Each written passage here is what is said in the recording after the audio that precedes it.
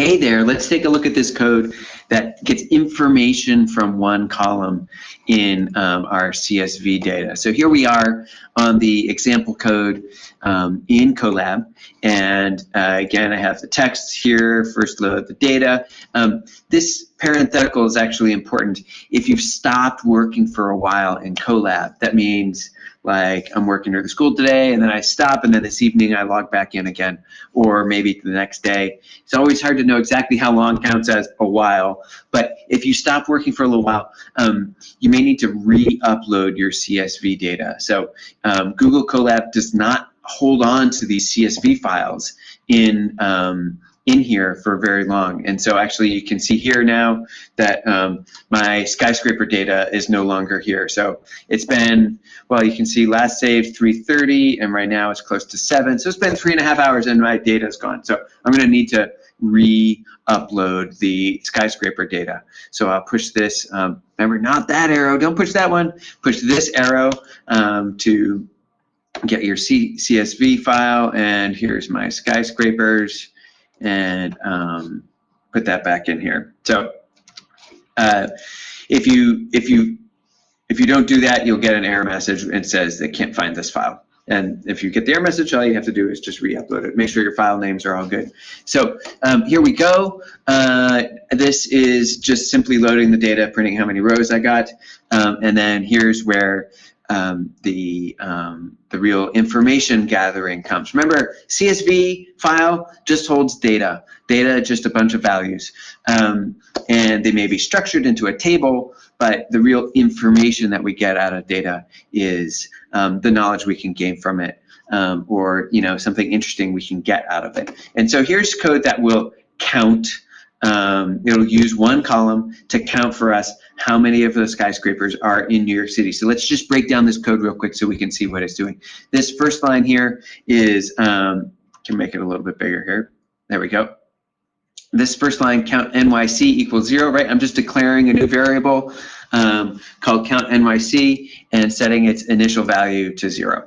And then I have a for loop for row in rows. Now, when we were doing structured repetition for a certain number of times, we may say like range 3, and that would repeat all the intended code here 3 times, right? And so we're not doing it a count number of times here, we're doing it for every row. So however many rows there are in the data that I loaded up here, right? This is where that rows variable comes from. And I have 2,431 rows.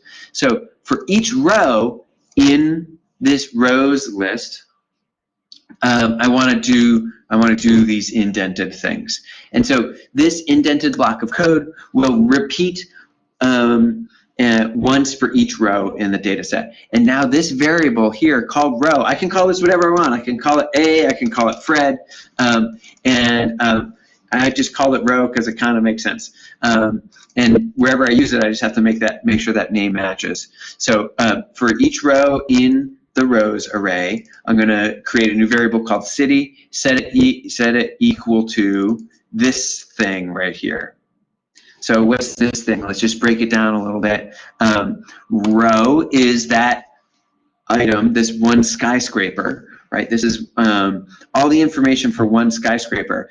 And I want to get this particular column from that row of data. I want to get the location.city. Remember, this has to match the name on the data file at the top of the CSV. I can refresh myself on that here by double-clicking it on the file menu here, and then here, move myself out of the way. How do I move myself? There we go. It has to match one of these up here, so location.city or name or material or ID, that sort of thing. And you can get that from, that's in metadata, right? The name of the column would kind of be one thing that counts as metadata. And you can get that on the CSV website where you downloaded this as well. So you either open the table there on the side or look on the website. So this gets me the row, and then I have square brackets like you use to get something out of a list by index, but now we're getting it out instead of by an index by a numbered index. We're not saying like, give me the thing that's in position 2 on the list. We're saying, give me the thing that's at in the column location.city on the list. All right, so this is gonna give us a string, which is then stored in the variable called city. And so once we get that variable, we can ask a question about it. If city is equal to New York City, the string called New York City, so we're just doing a simple string comparison between the value of the variable city and the literal string New York City. And if they are equal, then we'll take the count NYC variable and increase it by 1.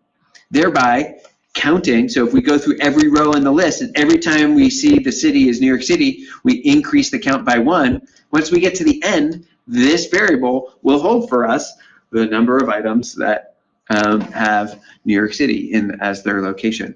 And so I can now use an F string to print that here using this syntax. Right, so just real quick, F string, throw an F in front of a string, and then you can use curly braces inside the string, put a variable inside those curly braces, and Python will print the value of that variable for you. It's just an easier way to concatenate numbers and strings together.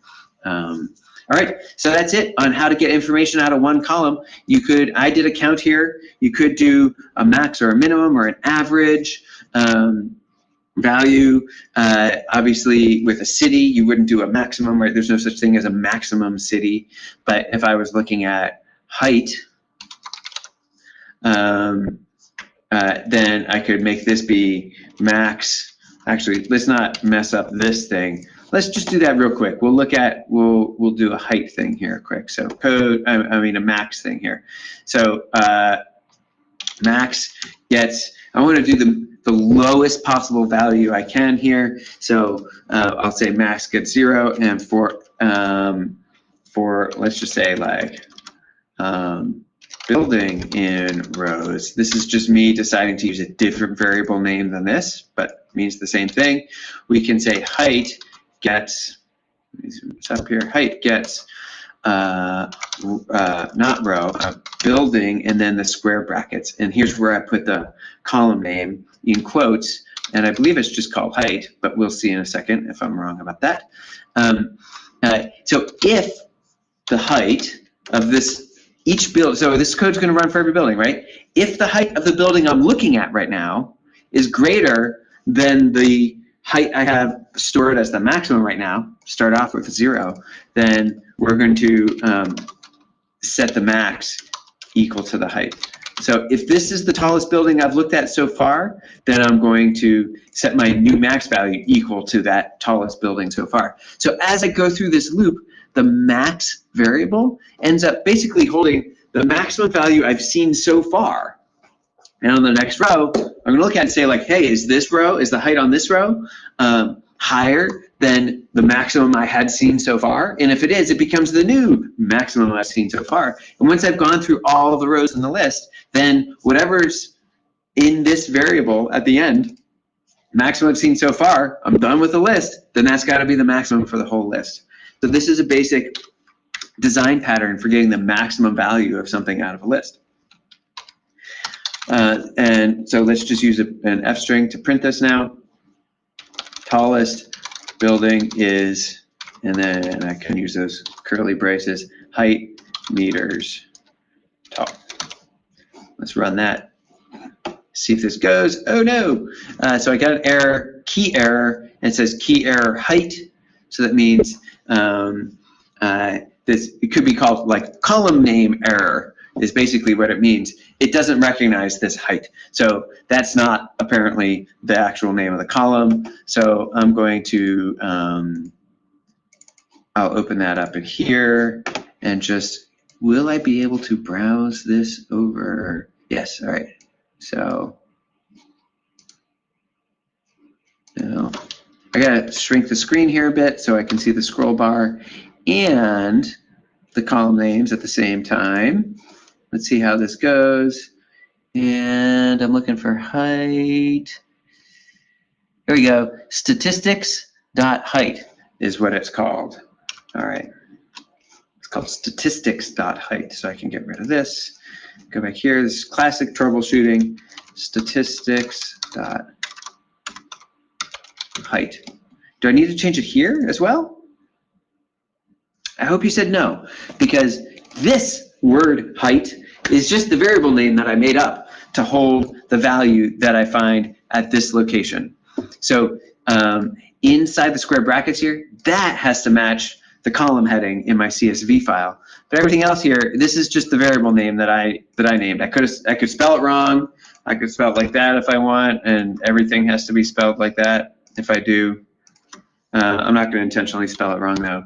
But just want to make sure you're clear on the difference between a variable that you define and name yourself as a programmer versus the thing that has to match the CSV file, right? All right, so let's run this code again. Oh no, I got another error. Greater than, not supported between instances of string and int. What's up with that? So max is obviously an int because that's what I assigned it here. Now height, getting it out of my CSV table, even though the height is stored as a number there, in CSV everything's read as a string, so I need to convert this value into an integer to do my work on it here. So I'll just do it. There's lots of different ways to do this. Everybody has their favorite. This is the one I'll do right now, which is height gets the int of height. So this is basically just takes height and converts it into an int. I'm going to have a problem here though, I think too, which is I can't convert that into an int, and so I can do a float, I believe. Float means decimal. There we go. Tallest building is 0 tall. That doesn't seem to make sense. I'm going to pause the video here. Ha ha ha ha. I wonder if you found I paused it there for a minute so I could study the code and do some rubber duck debugging in my head. I found the error. You might want to pause the video here, see if you can see the error. Check this out. I'm printing tallest building is height meters tall. So what's the value of height? I can hover there and it actually shows me it was 0.0. Height is whatever the last building was that I looked at. It's the height of the last building that I looked at. I want to be printing max here, not height.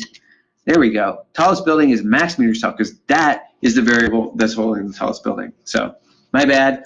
Now we should get something a little more interesting. Okay, so that's it for getting information from one column. You saw some count, how to count something, and also the design pattern for max. Think about how you might do this differently if you were looking for a minimum value, or maybe how you might do this differently if you were looking for, how would you take this and convert it into an average value. Okay, so that's it for now. Goodbye.